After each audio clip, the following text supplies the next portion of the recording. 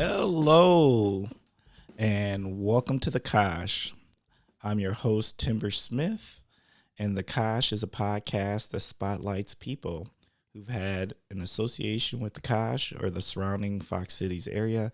Kosh listeners, how are you doing this morning? It is a fabulous morning. There's nothing better than when the sun is just shining. Like, it just makes me super excited. But I'm not going to lie. I'm going to break it down to y'all. I'm hurting today, just a little bit. And I'm just going to give you a little bit of insight and then we moving on. I had the opportunity to go to the new Dragon Boat Festival yesterday, right?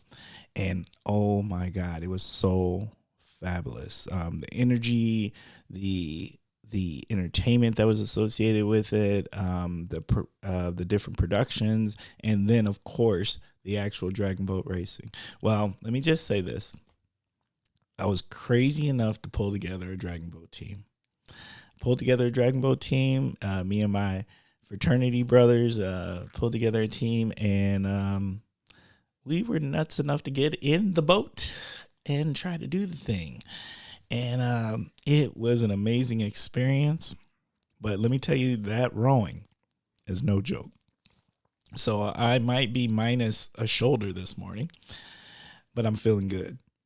And I feel super good because we didn't sink the ship. We almost sunk the ship. And now I'm not even kidding about that, because the gentleman who steers the boats, one of the professionals steers the boats, and he even said, in my 3,000 races, I've never been on, I've never gone in the water, but this was the closest we've ever had. Now, I'm going to say, like, I almost felt bad, but I really didn't, because I was too scared. And I'm just being honest about that. So, big shout out once again to the new Dragon Boat Festival here that happened in Oshkosh. So, on to the real important things. And y'all already know what I'm going to say. You know what I'm going to say. I don't know why I keep getting these amazing guests. But yet, I do, and today is no different. Yeah. So, without further ado, this week's guest is Alicia Gehring. Gehrig. Gehrig. But actually, I just got married last weekend, so my last name is different now. Oh, do we get to know? Yes. So it is Alicia Wenger now. Alicia Wenger. Yep. Congratulations. Thank you. See, didn't even know. That's amazing. Yeah. Yep. It was an incredible weekend. So, and it was beautiful outside, and could not have asked for better weather in a day. Okay. You know what? Since you got married, and we're not going to just randomly pass that up, we're going to take a moment and talk about that, because, you know, I think the bride gets a chance. Break it down for us. How was it? I mean, like, how did, you know, what did you do? Like, what was the thing? What was the highlight? Well, other than the man that you married. Yes. He definitely, you know, took the cake on that. But, so my husband, I haven't really gotten a chance to say that yet. Wow. Look at that. If you would have saw the smile that she just had when she said it, it's outshining the room.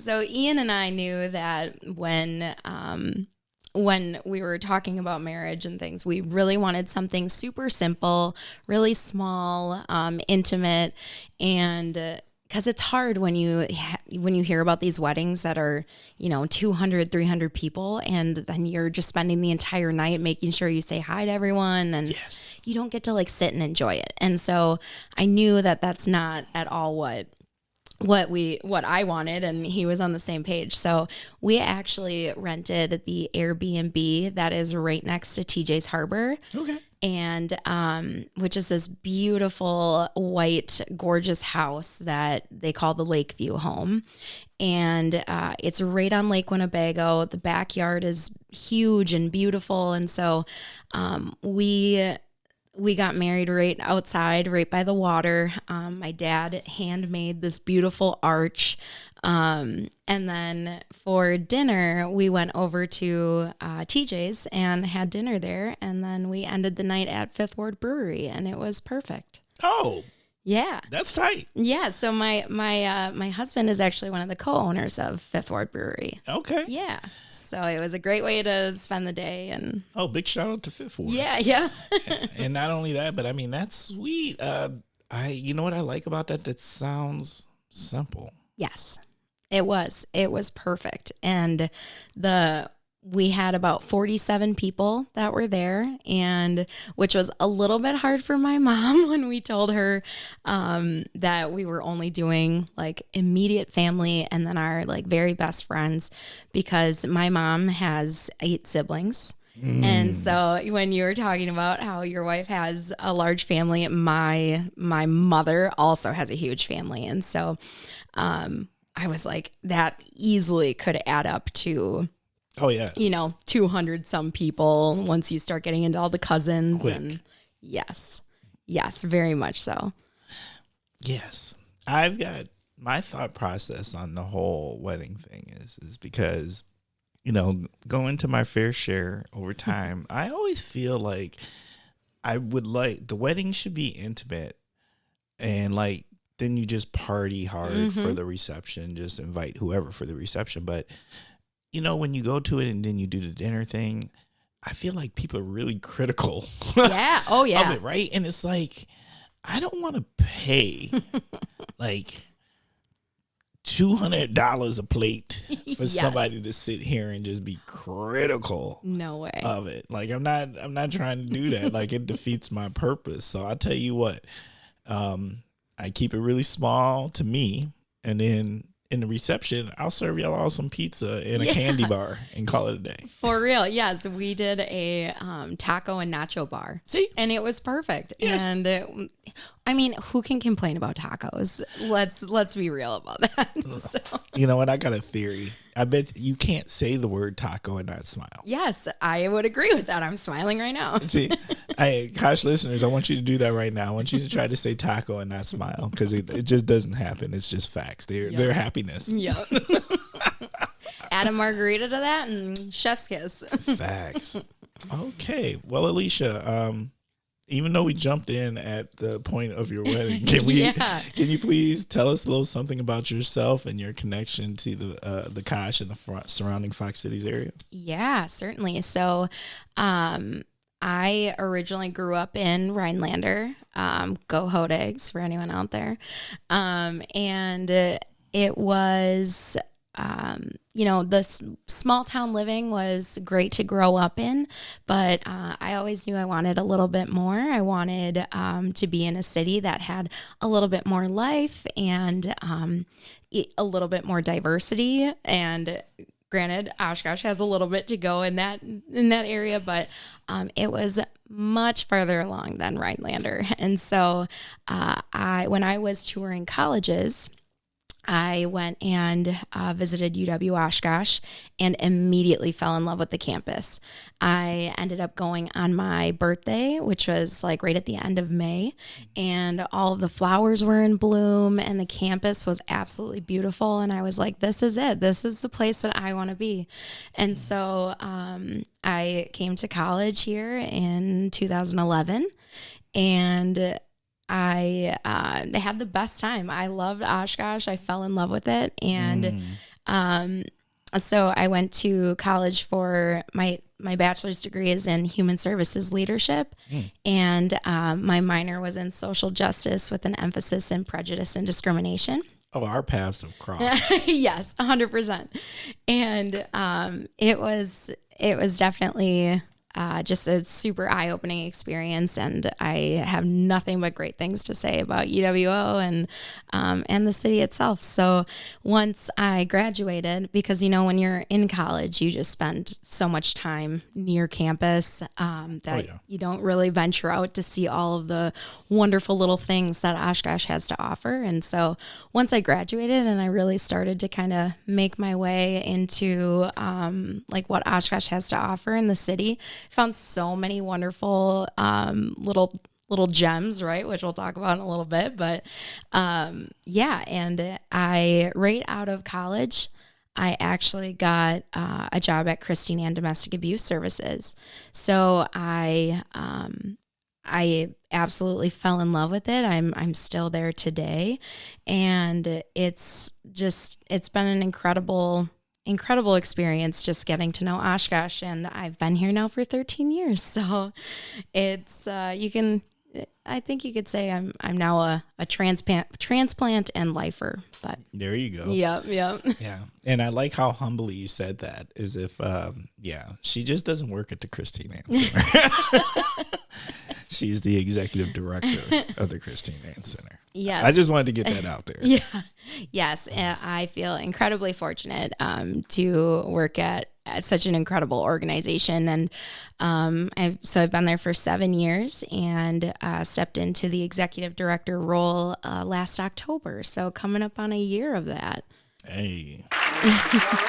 That's fantastic. Thank you. All right. Ready to jump into the first segment? I'm ready. First segment is called What in the World is Going On With? This is where you start with the phrase, what in the world is going on with, and you tell us what's on your mind. So what's on your mind?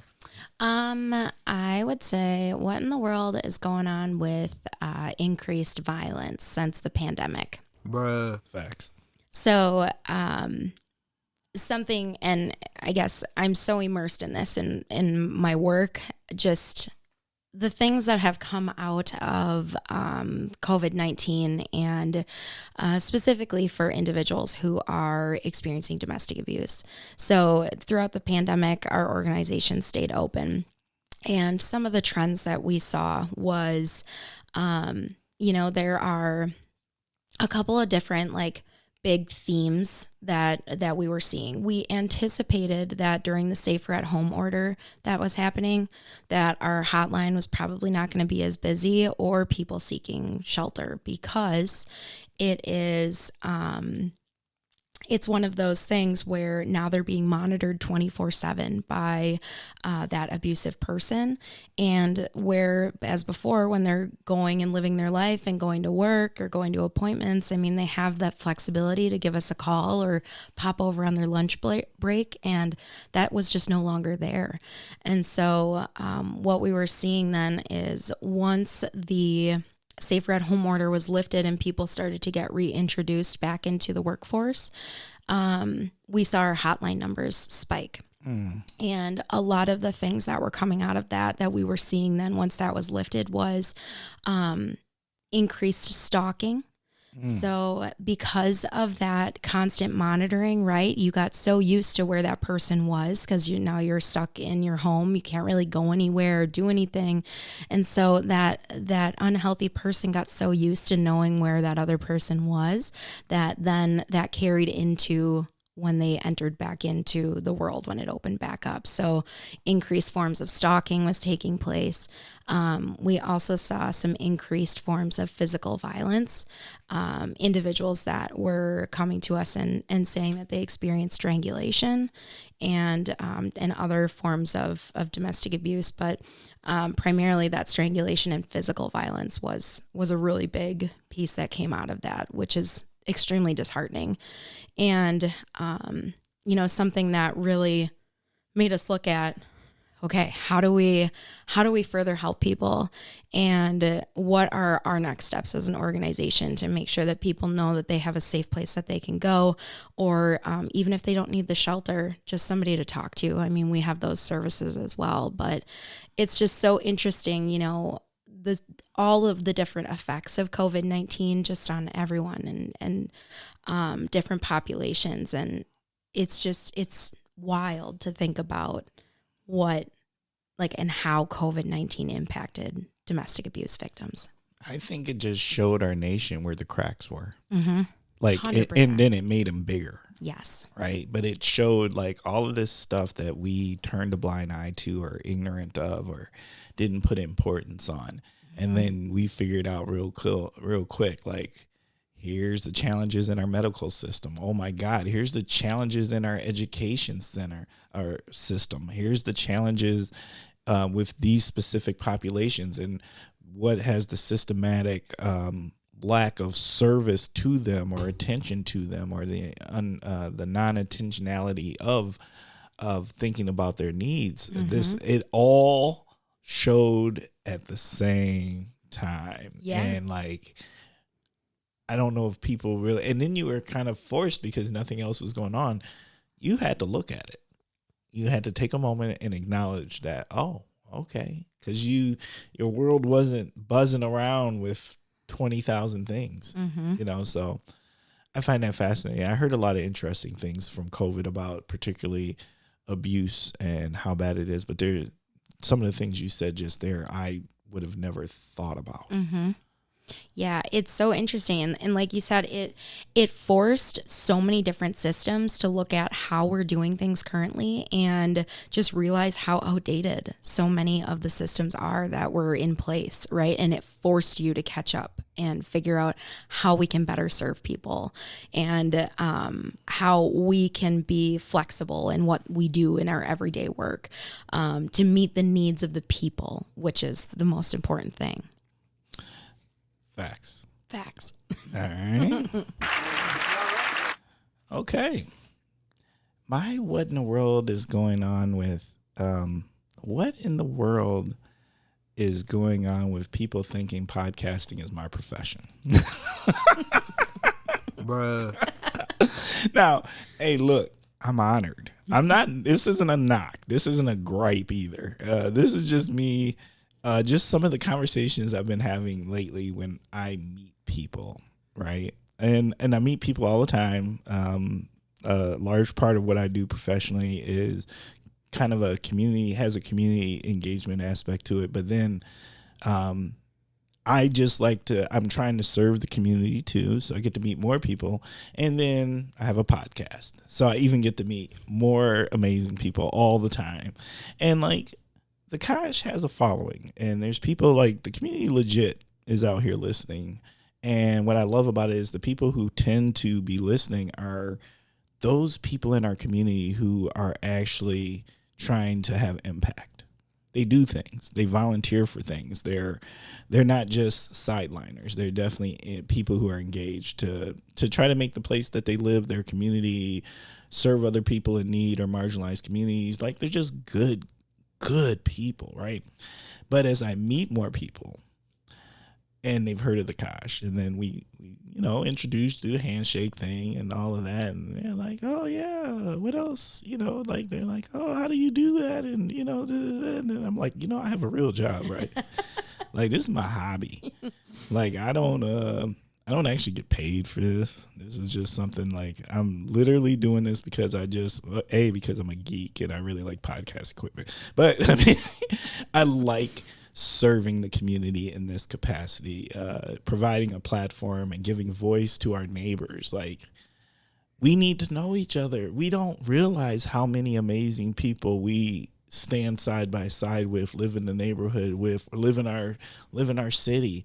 And what their knowledge base is, what their background is. Like, what I think is, you listen to episodes of the Kosh, what you learn is like, we're more alike than not. Yep. And that some of us, we just need to get out our silos and go meet these folks.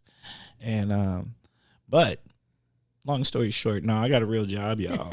I'm just trying to let y'all know I do. Bruh. If you ever can help me figure out how to get paid by just podcasting, I'm all in. Yeah. But I haven't figured that out yet. If I ever figure out how to monetize this thing, it would be fabulous. But giving away free commercials to nonprofits is not going to get me there. But we're not going to change that game. We appreciate that, though. Hey, we're not going to change that game, though. We like that. So I appreciate the thought that y'all think that maybe that this is successful enough to maintain. But nah, we need things like paychecks and insurance and retirement funds. Oh, the big R, yep.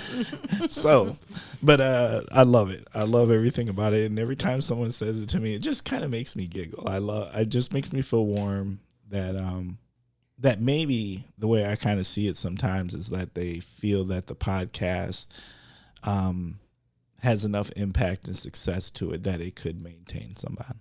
So I appreciate y'all out there listening. So just so I Kosh listeners, you already know I got crazy love for y'all. So, all right. On to the next segment. Our next segment is called Word Association. This is where I say a word.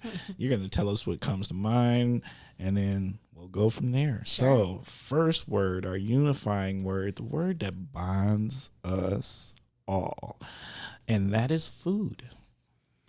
Mexican food for sure. And I mean, I talked about it earlier, like tacos, right? Tacos and nacho bar for my wedding. And, no, so good. It is my hands down favorite type of food. Oh, me too. Me too. Maybe not. Well, tacos are my favorite food. Oh, yep. But what's your favorite place? You know, here's the thing. It's always surprising the selection we have here around here. So where's your go-to? Okay. So my go-to has been Cozumel in Oshkosh here. And I recently tried the taquiera. Oh, okay. Over by the new Oshkosh Corp. Right. And super good. It's delicious. And then actually yesterday I went and got Mexican food and tried the tequiza over. They just moved into where Benvenuto's was. I like them. Yes, it was really good. I will definitely be back there too. So okay, yeah. I like how you're making the circuit. Yeah, I'm like, well, you have to try them all. You do. Yes. You do. I didn't, and I'm not gonna lie, I have. My old school favorite was Durango's. Yes. Okay. Durango's hurt my heart when they closed because like that was our go-to. Like we went to Durango's so much, I didn't order anymore. They saw us walk in. They already knew what my whole family was gonna have. Yes. Sodas came flying. Our dishes came flying. We talked to the dudes. They put on a soccer game or something. Like we loved that place. Like that was our place. But now I'm eating more Mexican like around the region and a lot in Appleton and stuff. But I'm gonna have to give I'm still disappointed that Kosh listeners, no one has found the burrito people that were at the farmers market for these last couple of years because that burrito at the farmers market, I'm still like, I need to know. Still dreaming about it? Yes. Yes, I have feelings. I have strong feelings about that. But my new thing is the Diablo food truck.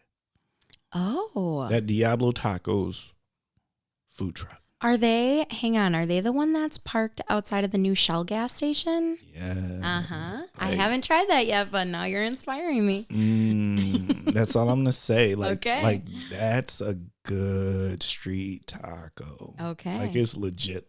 So, hey, Bruh. it's no joke. All right. Next word, cocktail or beer? Fifth Ward Brewery. Subtle shout out. That I would say is, I mean, I'm a bit impartial there, but incredible beer, incredible craft beer. If you are into craft beer, all of the different things. Are you a beer drinker at all?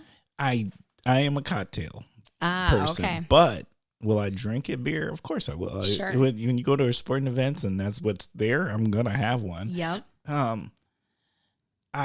There's only a couple that have really left impressive impressions on me though.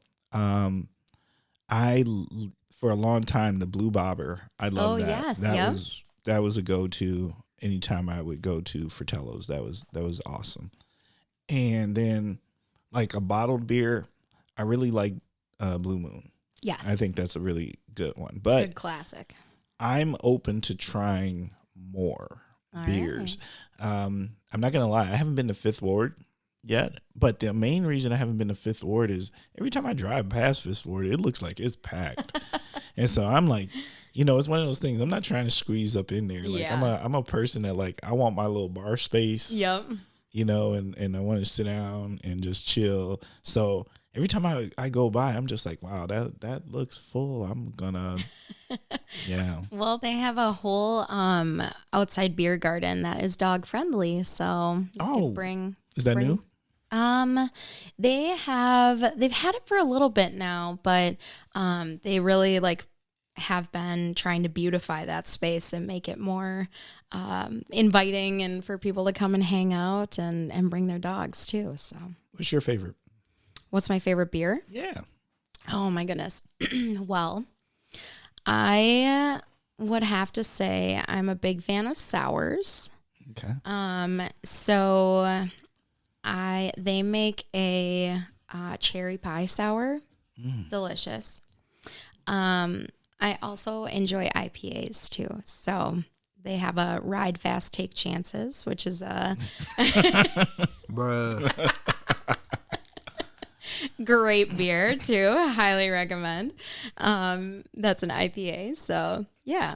But I'm also someone that tries so many different things and will always find something that's kind of for everything, food and drinks and cocktails. Of why not try it, and maybe you'll find something new that you love. So Facts. yeah, my favorite is always changing.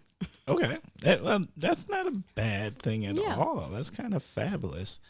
Now I'm going to have to come and try to check out something. Don't they every once in a while? I feel like I've had a friend who Fifth Ward actually made a beer like named after him or associated with him. Yeah. And was it Will Armarker? Yes, Big Willie style. Yeah, you know Will's got an episode. Yes, Will is a fantastic human. Yes, he is, and a pretty good comic too. Yes, he is. So, that's what I want to know. How do I get a Kosh beer? I'm just gonna throw that, and all I'm doing is I'm speaking it to the universe. I love that. So I may know a guy. Bruh. You might know a guy. I might know a guy. Fab, love it. Concert. The last concert I went to was called Lowda and the Humble. They're a band out of Philadelphia, and first time I saw them was at Mile of Music maybe 5 years ago, and fell in love. Super cool, like indie, a little bit of alternative, and they put on such a great show, and so anytime that they're in Wisconsin, I find a chance to see them. Okay.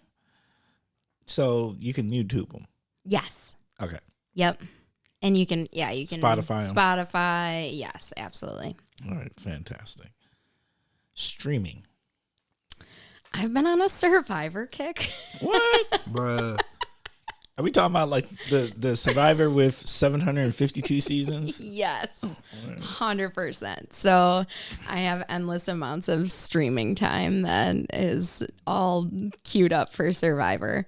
No, I just redid. We have like a little screen porch right outside of our house, or it's kind of detached, but, and we just put a big projector screen and a projector in there. And so I've been just binge watching Survivor as much as I can. I'm a big fan. I used to watch quite a bit of it. I think I made it to like season 20 or something. Yeah. I think they're on 42 now. Yeah. Yeah. Me and my wife both because there used to be such good characters. Yes. You know, like Russell. Yeah. Yes. The ultimate villain. Yes. Like there was just good. There was that one dude that he only went by one name. Do you know who I'm talking about? Oh, man. He wore glasses. He was this. He might have even been like a law student at the time or something like that. I can picture who you're talking about, but I cannot for the life of me remember their name. Yes. Here's the funny thing. So my wife started playing some episodes. Like, you know, we go through this. We feast or famine streaming, and you know, when we find a good show, we feast, and then when that show's over, we back off for a little while, and then we start looking again. But there's so much to look for. I know. Right? How do you choose? Right? And so she did Survivor, and we started watching some episodes of old Survivor, and it was like, oh my God, I remember that now, and those were great characters. Oh yeah, absolutely. Yeah, it's been. I'm a person that like recycles shows too, just because it's hard finding a new show that you can really like like just get immersed into. Right. And I mean, some people call that anxiety, I don't know, of rewatching shows, but I can't even tell you how many times I have watched through New Girl. That's also a big one for me that I love to watch. Just one of those, like, you're sitting down eating dinner and, oh, what do we want to put on? New Girl. Okay. That's fantastic. Shop local. Main Street. There are so many fun different things on Main Street, and yeah, I'd say the biggest thing that comes to mind is Main Street in Oshkosh, or the food co-op. Facts. Yes, They're both excellent, and our Main Street, I love the transformation our Main Street is going through. Yes, me too. It's growing so much, and Oshkosh too is now hopping on the mural train, which is fantastic. It just beautifies everything, you know, and all the different art and color and just everything that's being brought to downtown is wonderful. Well, it feels inclusive. Yes, 100%. Feels like different kinds of people Yep. can come here and maybe even stay. Yes, that's the goal, right? I hope. I'm always hoping. Resources. Christine Ann is a great resource for the community. Facts. And also I would do 211. I think that that's also a wonderful resource for our community as well. And just helps point you to, if you don't know where to even start for a community resource, 211 is kind of that all-stop shop for you to figure out what your appropriate resource is going to be. So many people don't know about 211. I know. Like, I'm going to get us a guest to come and really talk Yes. about 211. 211, because it's nationwide and most people would know that. Mm-hmm. And I know our 211 center in the region is housed in the United Way. Yep. And it has this amazing database. So, like, no matter what it is, so you could run into somebody unhoused, you can call 211 and they can help figure out some resources. Yep. To help you direct them to, or you could give it to them and you can text into 211. Mm-hmm. I actually got a chance to actually tour the facility. That's awesome. Yeah, and watch how it worked. Like, Yeah. watched a call come in, watch a text come in, and got to meet the people who are on the other ends of those. And that's a heck of a team. Mm-hmm. You So- are not wrong. So 211. 211, great resource. All right. Diversity. Needed in all aspects of life. It's fundamental for change, for positive change. And I think the importance of diverse perspectives is so important in any realm, especially in the nonprofit world, right? Of like really truly understanding all people that you serve and all the very unique things that they go through, whether that's culturally or, you know, their age or, you know, whatever that may be. So the diverse perspectives is just so important for big decisions that need to be made. Yes. Super important, because often who is your demographic you're really serving or is in the most need? That we are serving? But I'm just saying. Sorry. that- Yes. Yes, in general, you know, like, Yeah. you know, and a lot of times these demographics are associated with marginalized communities, whatever that means. And I'm not just talking like race or anything like that. There's Yeah. many, right? Yeah. And it's one thing to be well-intentioned. Mm-hmm. It's another to be immersed and educated and well-intentioned. Yep. And if you're not, finding the voices and the people that can provide that perspective to help you learn, to help you better understand, and then also to overall meet the needs of the people. Facts. Bruh. Okay. Next segment. Kosh hitting gems. Hidden gems. Yeah, so this is your opportunity to share a hidden gem, and a hidden gem can be anything. It could actually be something everybody knows, but maybe they don't know this one particular thing about it, or maybe it's the thing that you don't think many people know about. Oh, okay. Let's see here. I wrote down like so many different things when thinking about this, but if I were to pick, Oh, you ain't got to pick. You can do them oh, all. I get okay. Yeah, look, Perfect. this is your episode. Okay. Well, let's see. The first one that I will talk about is Thunderbird Bakery. Some people still have not tried their delicious treats that they have. So they currently opened a store. Well, they opened during COVID is really when they launched. And what a hard time to launch a business, right? But they did it and they were super successful in doing that. And they started their very first storefront, and it's in the beach building right now at 240 Algoma Boulevard. And it's just their temporary location because they're building their larger location that will be their permanent storefront.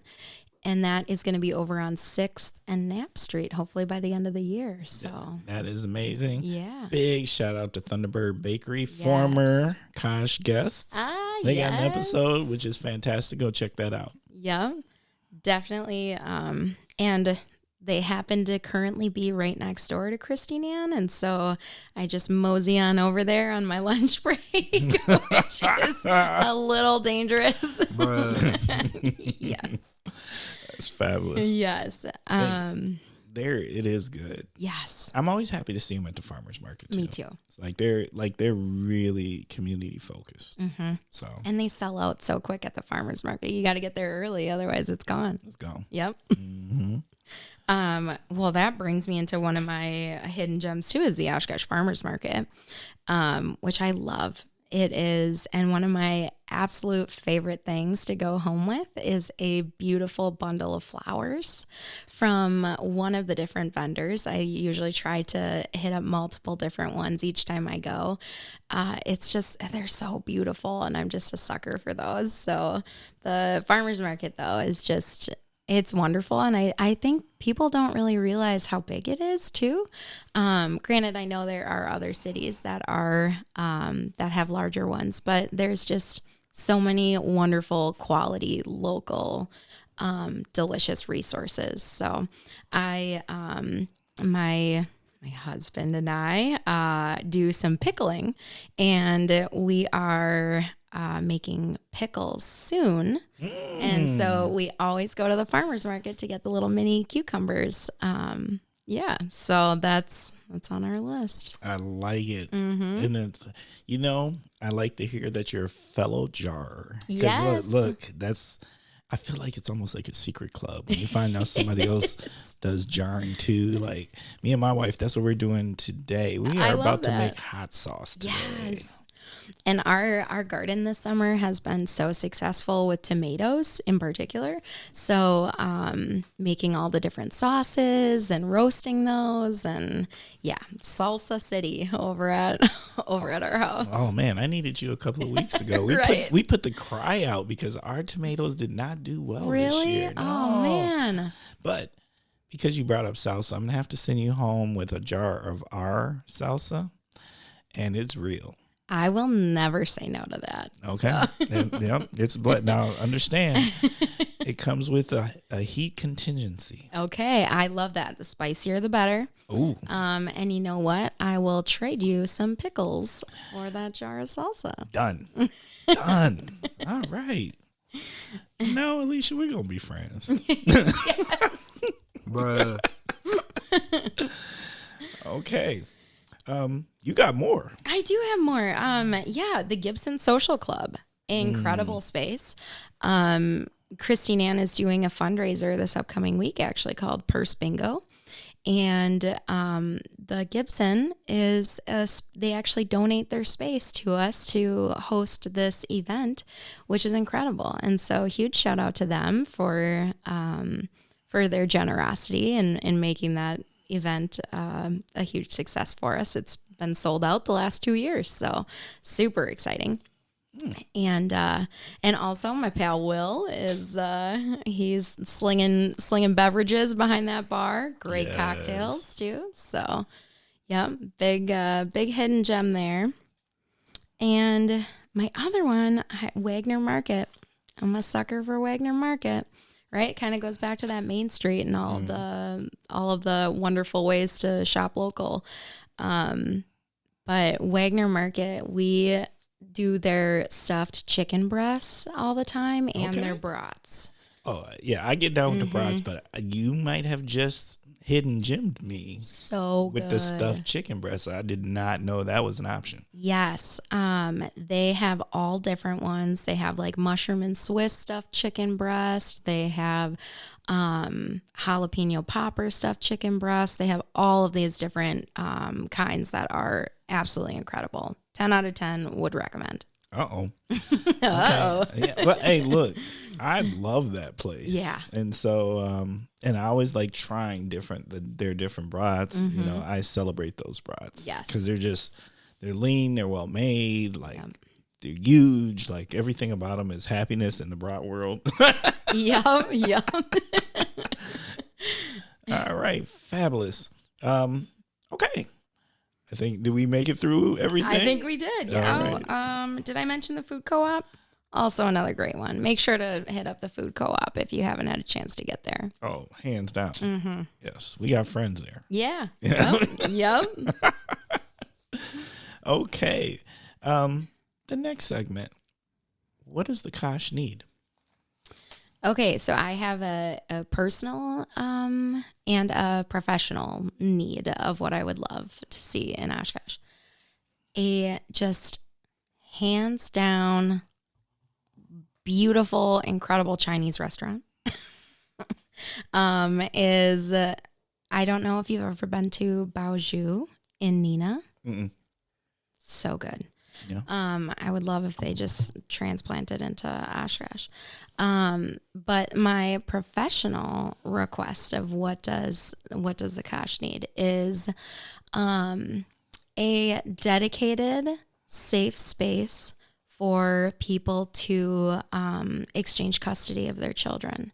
So it's a huge need in our community, and sometimes people are it's just far too unsafe of going to somebody's house when maybe they're not a very safe person to exchange the children. And so having a dedicated space that is, monitored and secure and for people to exchange custody of their children in a very safe environment where they know they may not be, or that's where they know they're not going to be harmed. I like that. It's kind of like almost like what they were doing for when people were buying things online. Was it? Oh yes, yes, I know exactly what you're talking about. Why can't I think of that? like people that are buying things off Facebook Marketplace. Yeah, Facebook Marketplace. Yeah. But the other one that was prior to Facebook Marketplace, before Facebook Marketplace, Craigslist. There was the Craigslist exchange zones. Yes, and I think our police department actually put up a couple parking slots for that. So something like that, maybe. Yes. Yep. Exactly. Because there are just so many times when people are doing that in very unsafe environments, and really terrible things happen. I mean, if you think about, so Christine Ann Domestic Abuse Services is named after a woman named Christine Ann Clark, who was actually she was murdered at a child exchange location. No. And so it's one of those situations that's very real. And it's happening every single day. And so just having something like that in our community, I think would benefit so many people. Well, I'm hopeful that a Kosh listener out here right now is thinking we can do that. I love that. I hope so too. Okay. Now, you know what? We'll take a quick commercial break.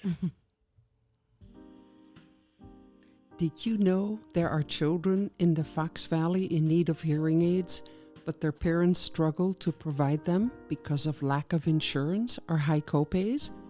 I am Juliette Sturkins, audiologist and board member of Here in the Fox Cities, and proud that this small local nonprofit organization has helped fund hearing aids for some 30 kids.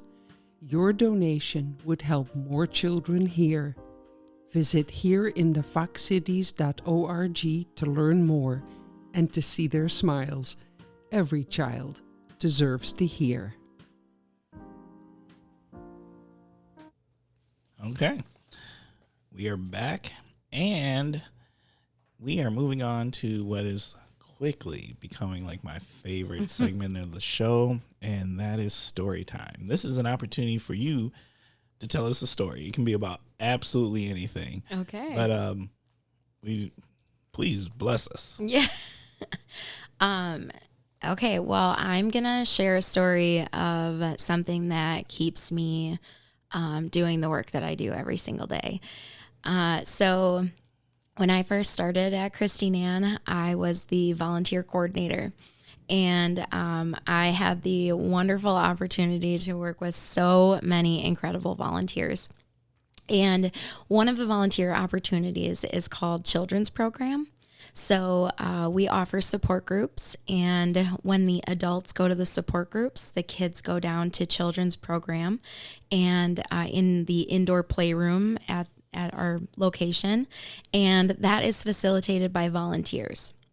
So when volunteers are unable to make it, then I would fill in their place. And so there was one time when one of our volunteers couldn't make it. And so I was down there, and there was this one little girl who was about 9 years old, and she was pretty down. She was kind of sad, and I noticed it. And so I asked her if she wanted to talk, and she said yes. And so because there were so many other kids that were running around, and we had some other volunteers that were hanging out with those children, her and I just kind of stepped off to the side and had a more private conversation.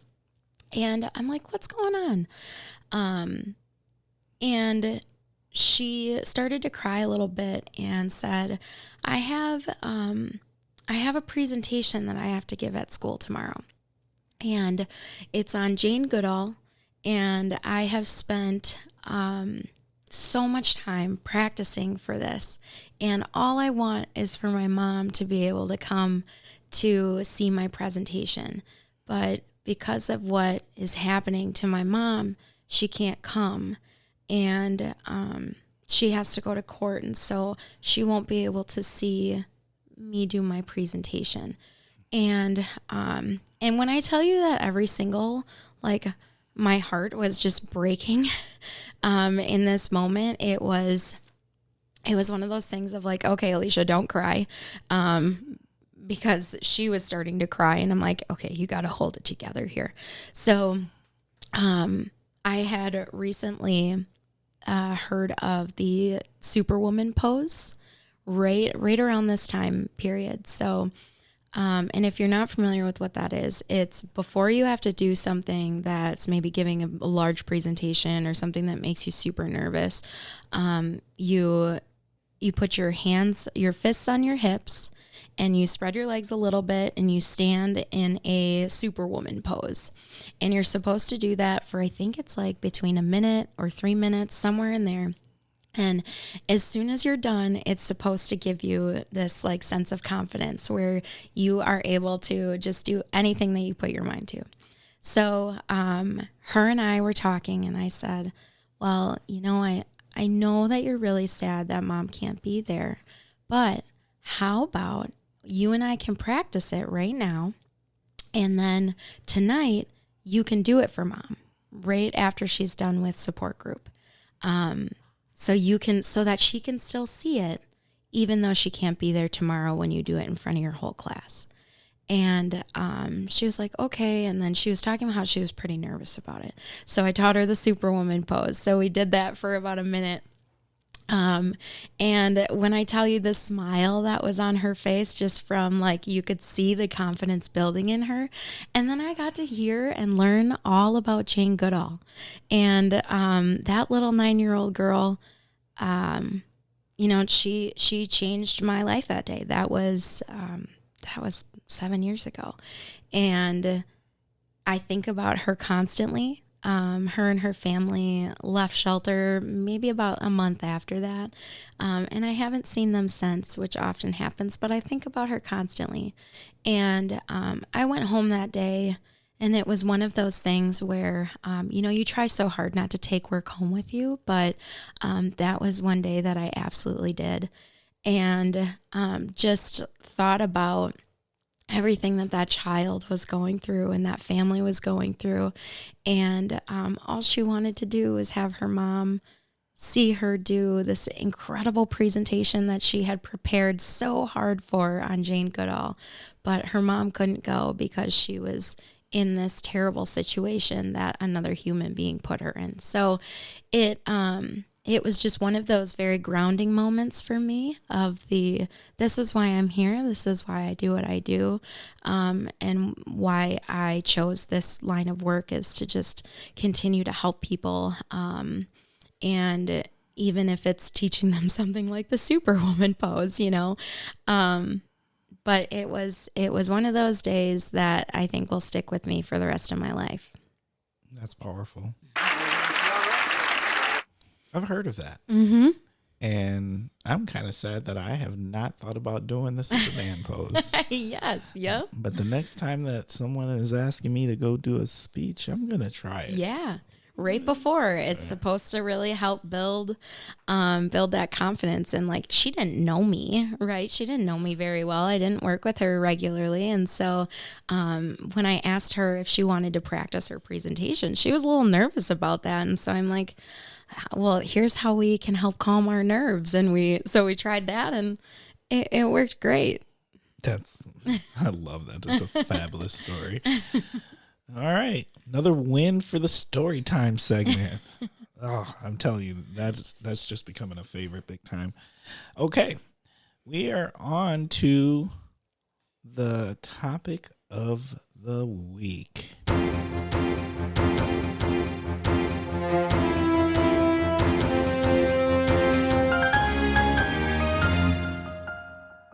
Every time it makes me smile. I love that. Yeah, I love that sound. It feels fantastic, Yep. right? Maybe we should be in a Superman pose. Yes, I agree. Super person pose. Yes. All right. Topic of the week is chosen by our guests 99.9% of the time, and they pick this. What is our topic of the week? Well, I'm going to talk about domestic violence awareness. Surprise, surprise. No one expected that. But you know what? We need to talk about it. Yeah, absolutely. So for those of you who are unaware, October is a big month. It is Domestic Violence Awareness Month in October. And something that you will see for those of you who live in Oshkosh or travel around Oshkosh. At our location that is on Algoma, we have a fence that lines our property. And every single October, we have purple silhouettes that line our fence. And those silhouettes are there to represent the people who have lost their lives in the state of Wisconsin due to domestic abuse. So each of those silhouettes will have a story on it. So if you're walking by and you have a chance to take some time to read through those and read about the person who was taken from this earth, I highly suggest doing so. Unfortunately, our state is continuously growing in homicides related to domestic abuse each year. So last year, we were close to 100 deaths. This year, we are trending at the same, if not more. So that report comes out at the end of September. So we take some time to read through all of the people who have lost their lives in our state and recognize them and, celebrate their life and the person that they are. And it's just such a powerful month. We try to do as much education as possible. So 1 in 3 women and 1 in 7 men are impacted by domestic abuse in their lifetime. So, and people never bring up men, but it happens. Absolutely. And for those of you who are unaware, Christine Domestic Abuse Services provides inclusive services to anyone and everyone that's impacted by domestic abuse. There's a misconception that we only serve women, but we serve everyone. So we have men that stay in our shelter quite frequently, actually. Something that is not talked about nearly as much, though. Right. Yeah. When we use the term, there's these terms that we are so familiar with, like domestic abuse, but I think often no one ever breaks it down. Yeah. Like they don't really say what are the different types of domestic abuse, like what are things that really happen in real world. Because when you use those terms, like people get an idea of it. Yes. But they don't get it, right? Yeah. What can you share with us that helps us get it? Okay, I love this. So something that I cannot speak high enough about is the power and control wheel. So the power and control wheel is an incredible resource that we utilize in our agency and every single facet of our agency. So that breaks down all the different types of abuse. And, there is, when people think of domestic abuse, they are typically thinking physical violence. That's usually the first thing that comes to people's minds. When in reality, there are so many folks that we see every single day that have never experienced physical violence, but have experienced a multitude of other forms of abuse that are just as painful and truly like stick with you. And so some of those are, another one that we think about is that verbal or emotional abuse, constantly putting somebody down, belittling them, humiliating them in front of other people, calling them names. That's that verbal or emotional abuse. We have psychological abuse, which is playing mind games on someone. So an example I can give of this is we had an individual that was working with us quite a few years ago who lived their life by their calendar in their phone. And as most people do, right? My calendar tells me where I need to be and when. And but this individual came to us and said, "I feel like I am going crazy. I feel like I am losing my mind." And they kept showing up late to appointments or on the wrong day.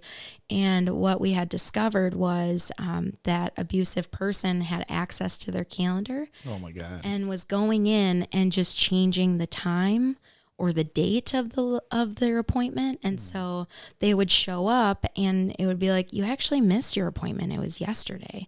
And then what that abusive person was doing is they were saying, "You can't even handle going and doing day-to-day tasks. You clearly need me in your life because you can't even take care of yourself."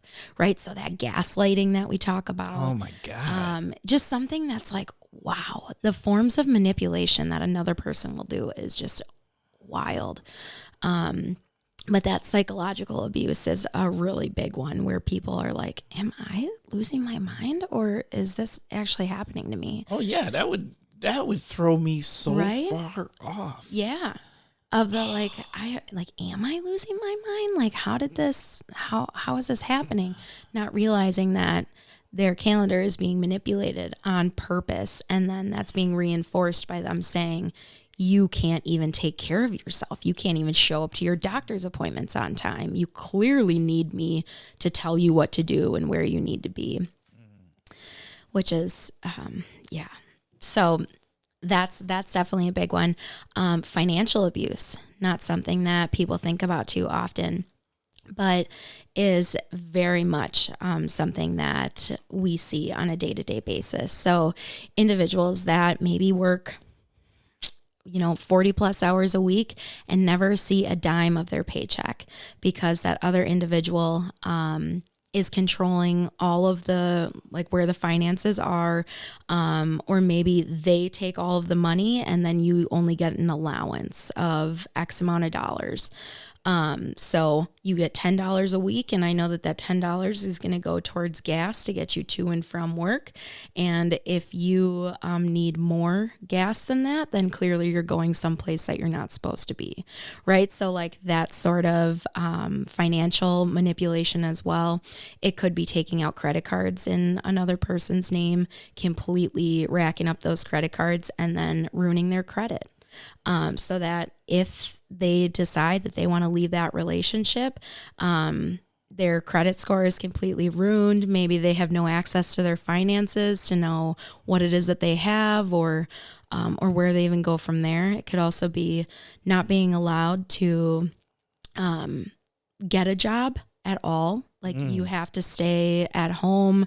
You have to, and like kind of reinforcing some of those traditional gender roles too, forcing someone to do like all of the housework. You're not allowed to have a job. You have to stay home and take care of the kids.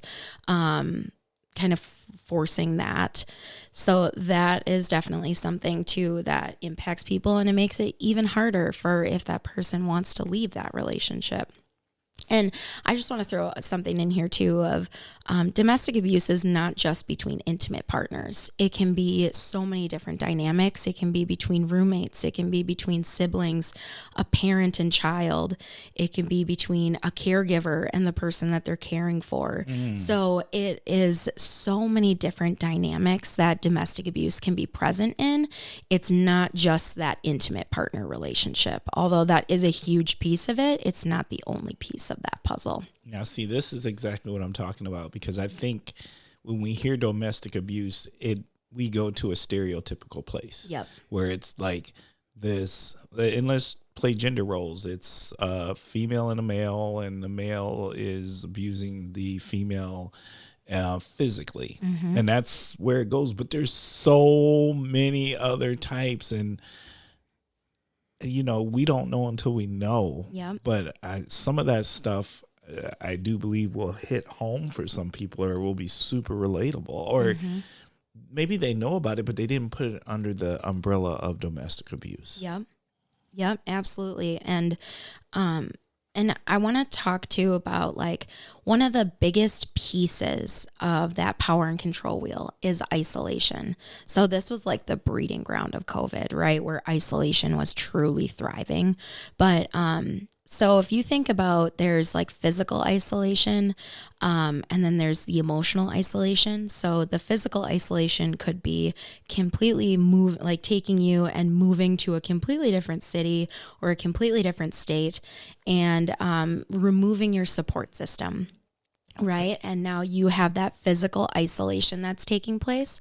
So, you know, and maybe you aren't allowed to get your license or learn how to drive or have access to the car. So now you're in an isolated location with people that you, where you are so far away from your support system, you have no way to access some of those community resources. So there's just that physical isolation piece, and then that emotional isolation piece. So say I'm in a relationship with someone named Andrew, and Andrew is meeting my best friend Lily for the very first time, right? Andrew and I have been together for a little bit, and now Andrew's meeting Lily, and maybe Lily is one of those people that like just is constantly making jokes. Sometimes they're appropriate, sometimes they're not. And Lily makes a comment to Andrew that really like makes him feel uncomfortable. And so he probably won't say anything in the moment to Lily or to me, but as soon as we leave, he may make pick a huge fight with me and say, I can't believe what Lily said. She clearly doesn't support our relationship. How can you be friends with someone that would do that or say that? And like causing this huge fight, right? Where now you're feeling very unsafe. So what Andrew is doing is very purposeful, so that the next time that you hang out with a group of friends, maybe you don't invite Lily. because you don't want a fight to happen with Andrew. And so that happens with more and more and more people in your life, whether those are your friends or your family members, where they're kind of putting you in a very, very unfair situation where you're either forced to cut that person out of your life for your own safety, like your friends or family, for your own safety, or potentially experience a form of violence when you get home from those events, or being emotionally or verbally abused or physically abused, or whatever that happens. So, or however that happens. So it's isolation is oftentimes where domestic abuse starts. And it's not right away, right? If you just start dating someone and they start calling you names, or you go on a date with someone, they start saying all of these terrible things to you about you, you're probably going to be like, I am never going to talk to this person ever again. Right. Right. There are a whole series of bad date experiences that you could hear about, and you probably never see that person again. So it doesn't start out like that. And if it did, those people probably would not end up in a relationship with that person. So abusive people, people with abusive behaviors oftentimes do a good job of wearing a mask and really hide that from the other person until you are very much into that relationship. You've fallen in love with all of the good parts of this person that they wanted you to think that they are, until those other parts start to come out. And then you convince yourself, or you think to yourself, well, it hasn't always been like this. And, you know, when abuse happens, there's typically the honeymoon phase that comes after this too. So I can talk about the cycle of violence, but there's a lot of apologies once a form of abuse happens, where it's, I promise I'm never going to treat you like that again. I'm never going to lay my hands on you. I'm never going to say that. I'm never going to do this, X, Y, Z. There might be gifts. There might be tears, and you want to believe that person, right? You want to believe that that what they're saying is the truth, and that they aren't going to hurt you again, until something happens again. Until it's triggered again. Yes. All right. Yep. So, and that kind of plays into the cycle of violence. So any relationship, no matter what sort of relationship that you're in, starts out in the honeymoon phase. You're getting to know someone, you're figuring out their likes, their dislikes. But with any relationship, it's very normal for conflict or tension to happen.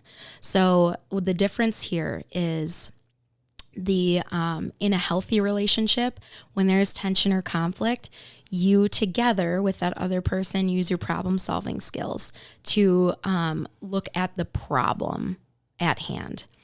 In a abusive relationship, the focus is on the person rather than the problem.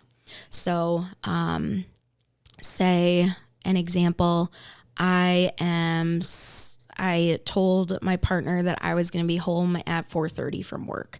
I didn't show up until 4:45 because there was an accident on 41 on my way home.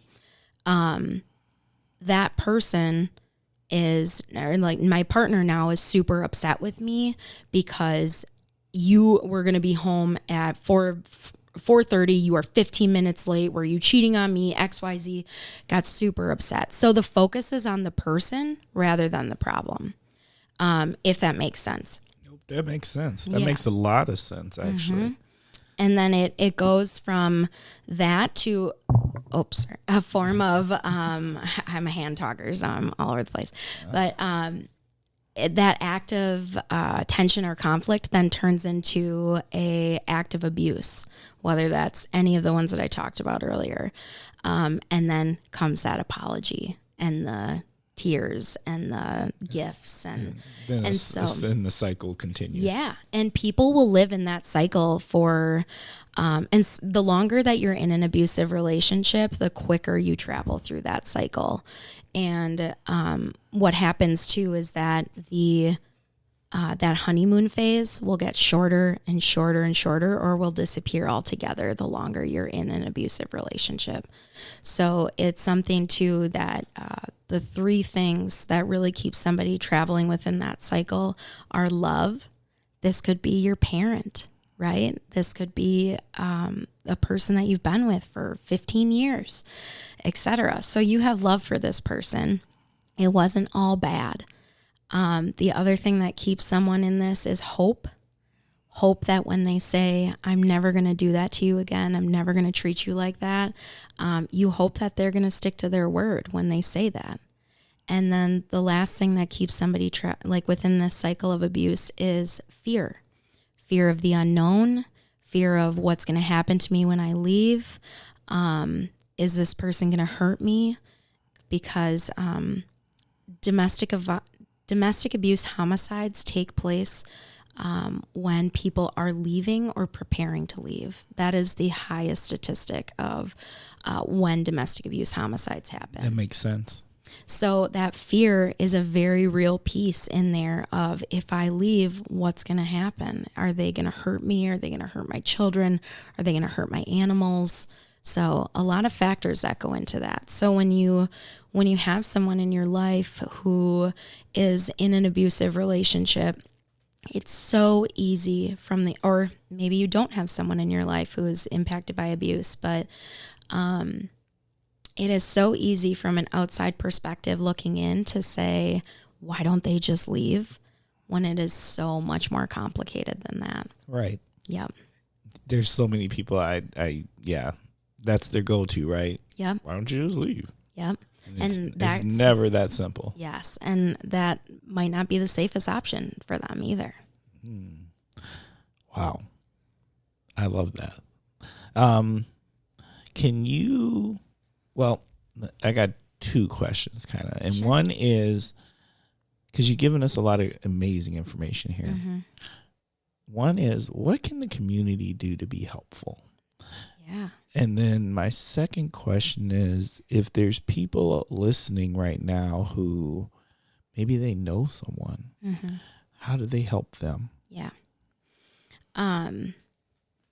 We get this question all the time, of, if I know someone, what can I do? How can I help support them? And the biggest thing that you can do is continue to be a support person for them, to let them know that you care, that you are there, you are concerned for their safety, but that you are there to support them however they may need, and that you're a safe person for them.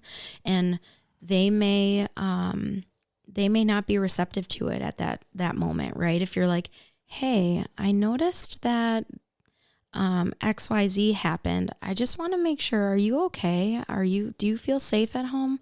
And they may not be ready to talk about it. So they may say like, whoa, no, you're like everything's fine. You're way out of line.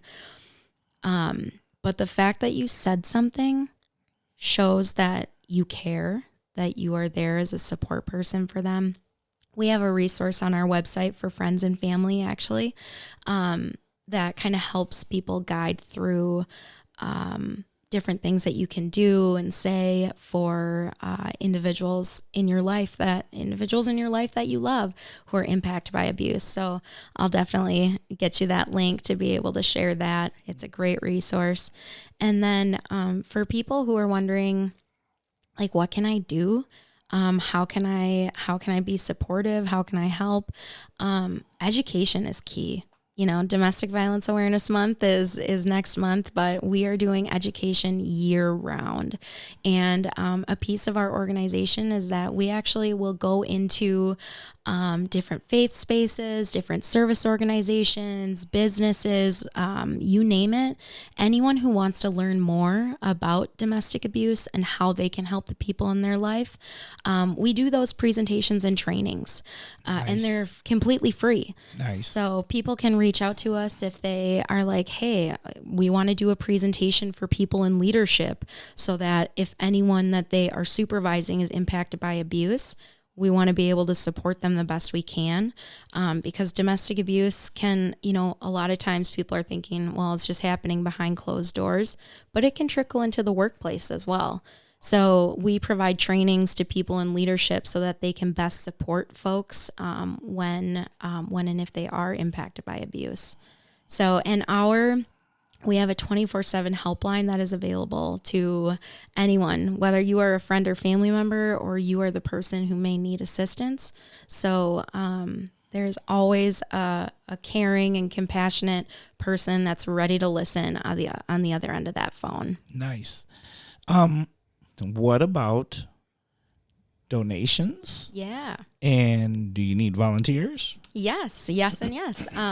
So our organization, we are a free resource for anyone who's impacted by abuse. And so our services do not cost any money for individuals who need us. And a lot of the ways that our organization runs is off of monetary donations, whether that's through grants or people are doing fundraisers for us or whatever that looks like. So individuals' gifts are huge support and make a huge difference for the people that we serve in terms of sheltering them or providing them legal assistance, you name it. So definitely donations in that realm. We also update our needs list on our website monthly of things that our shelter is in need of. So it's like cleaning supplies or canned food items or hygiene items, whatever that may be. We update that needs list monthly. So that's another great resource if you're looking for different ways to help. And then volunteers, we absolutely have volunteers. So we have the people who want to be there on a more regular basis, like say twice a week or maybe even twice a month, whatever that looks like. So we have a variety of different volunteer opportunities for individuals.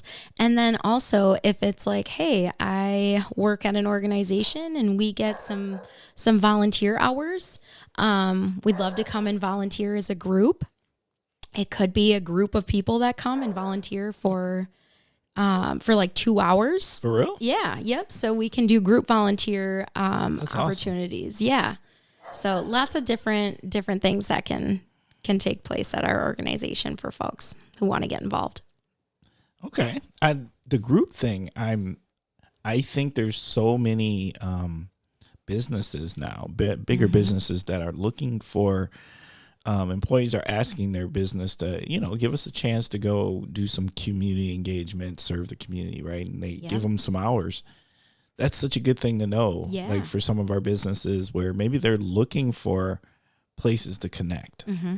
Okay. Yeah, that's a huge, we rely very heavily on group volunteers to come and do a variety of different tasks, whether that's deep cleaning or it is fall, which means our leaves are going to be dropping along with black walnuts. So helping people come and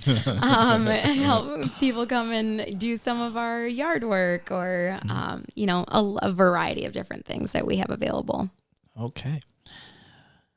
What's the last thing that you would really like to let our listeners know?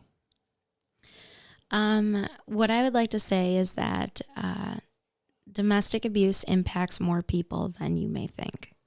There are people in your life that are experiencing abuse that you may not be aware of.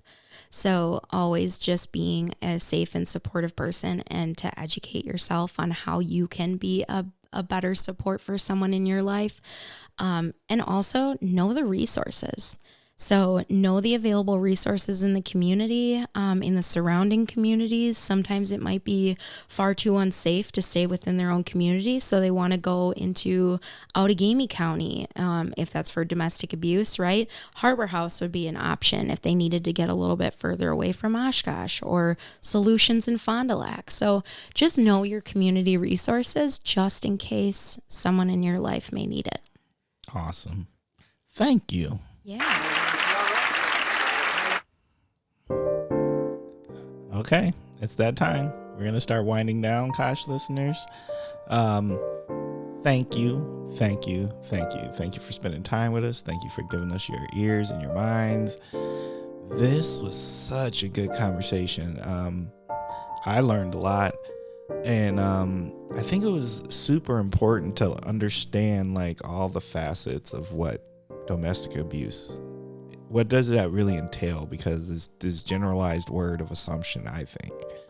So thank you for spending this time with me. So as you already know, we are a work in progress. Please feel free to reach out to us. Let us know how we're doing. Send us an email. Let us know. And also, if you would like to be a guest, or if you'd like to suggest a guest, feel free to email us. And you email us at askthekosh@gmail.com. Once again, that is askthekosh@gmail.com.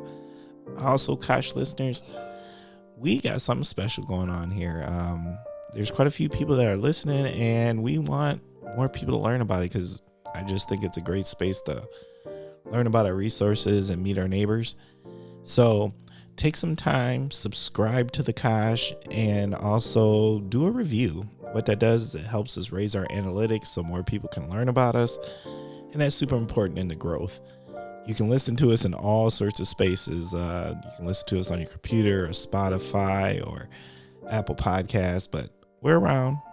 Take some time and share as you learn more about the Kosh. You know what? I normally go on a little longer of a tangent, but I'm actually going to leave it alone today. Instead, we're really just going to jump into what is my favorite segment. Shout out time. Alicia, what you got? Oh man. Okay. I want to give a shout out to the incredible staff at Christine Ann Domestic Abuse Services who are working, providing that 24/7 support to people in our community. I just want to give a shout out to the survivors who are impacted by domestic abuse. You are so strong. You are valued. You are important. And we believe you. So that's a huge shout out that I want to say. That's an important one. And then I want to give a shout out to my husband, Ian. He works so dang hard. He is there at Fifth Ward making all the creative beer about 60 hours a week and just doing really cool things. And a piece of Fifth Ward Brewery's model is we want to be a resource. We want to be in this community because we believe in this community, but we also want to give back to the community. So I'm pretty sure they just did a beer for the Dragon Boat races as well. Yes. Yeah. So they do a lot of different community involvement things that they love. And I just want to give a quick shout out to them. So you know what? I got to meet this Ethan, and I'm going to tell you why. Because Ian, close. Ian. Ian, yep. My apologies. He gets Ethan all the time. Yes. Ian. I got to meet Ian because every time you say husband, your smile is wild. This smile is so big. So Ian, I just want you to know, like when she's saying husband, like all her teeth are showing. So this is fabulous. Okay. And once again, let me just put out there, if they just happen to want to think about coming up with the Kosh beer, I love that. I am all about that life. I'm about that life Let's have too. a conversation. Yes. Okay. My shout outs this week, once again to the NEW, to the New Dragon Boat Festival. What an experience. To my fraternity brothers who were crazy enough to get in the boat with me. Yes, we are about that life. Let me tell you, it was quite the sight, for so many reasons. Big shout out to Vets and Friends. Vets and Friends is this organization in Appleton, and what they do is they literally serve a breakfast and a lunch for vets every day. It's incredible. It is. So I actually got the opportunity to go with my boss, and we do this like maybe twice a year. But go with my boss, and we went and served lunch this time. We usually do breakfast, and it's just amazing, because these are vets who they've served times. Some have mobility issues, but just the people, the amount of care that is poured into this, I can't stress that enough. It's just amazing what they do, and all of the food is like donated. That's amazing. It is. Mm-hmm. So to them, we appreciate you. To Rob Davis, he had a networking event this week out at Titletown, and that was amazing. He's the DEI person for the Packers, and so got to meet some really cool people in the space. I was literally standing behind the Packers president in the wing line. Wow. Yes, but you know what? I didn't want to bother him because he's trying to get wings like me. And I'm not gonna lie, I was, as much as I knew who he was, I was really thinking more about which sauce I wanted for my wings, more than asking him for a selfie. Yep. It was about the wing. I was like, oh yeah, look, It's an important decision to it's make. an important decision. You can mess up a whole wing with You're the wrong right. sauce. Yep. Yes. So, and you know what's funny? He was doing the same thing. We were both contemplating the sauce like this. So you know what? Great men think alike, as far as I'm concerned. Big shout out to my man Juan for making that happen. He got me the invite, or he made me aware of it, and I got to attend. So, and Juan is a loyal listener. Juan's my man. So I just want to send a very special shout out to Juan. Want to send a shout out to the employee appreciation team of the city of Appleton. We did our city employee appreciation event this week. This is just a very caring group of young ladies who pull us together. I'm lucky to be part of this team, but be sure I really have no power on that team because these ladies run the show. I am there to pick heavy things up and put them down. I'm just saying. No, I'm kidding. They're super cool. Do not mess with party planners. So. No. No. Yeah. No, not at all. All right. Special shout out to Sarah Long Radoff. Had a nice meeting with her this week. Just an amazing person in the community of Appleton who's doing really good things. And then lastly, I want to send a very, very, very special shout out to the wife. And if y'all only knew, because I have to do so many events and they're all over the place. They're days, nights, weekends, and just the amount of engagement I have to do. She makes my life easy. And I can't stress that enough. So big, big, big shout out to the wife. All right. So one last thing to do before we close out the show, Alicia. And that is you get two choices. Oh, boy. Yes. You either get to provide us with words of wisdom, choice A. Okay. Choice B is, what would your 12-year-old self, or what would your self today tell your 12-year-old self? Or option C, you can do both. Okay. Let's see. My words of wisdom are, be kind, because you have no idea what somebody else is going through behind closed doors. And it's free to be kind, right? So that's super important. What would myself today tell my 12-year-old self? I would say to remember that living your life to the fullest is the most important thing, and to always make sure that you are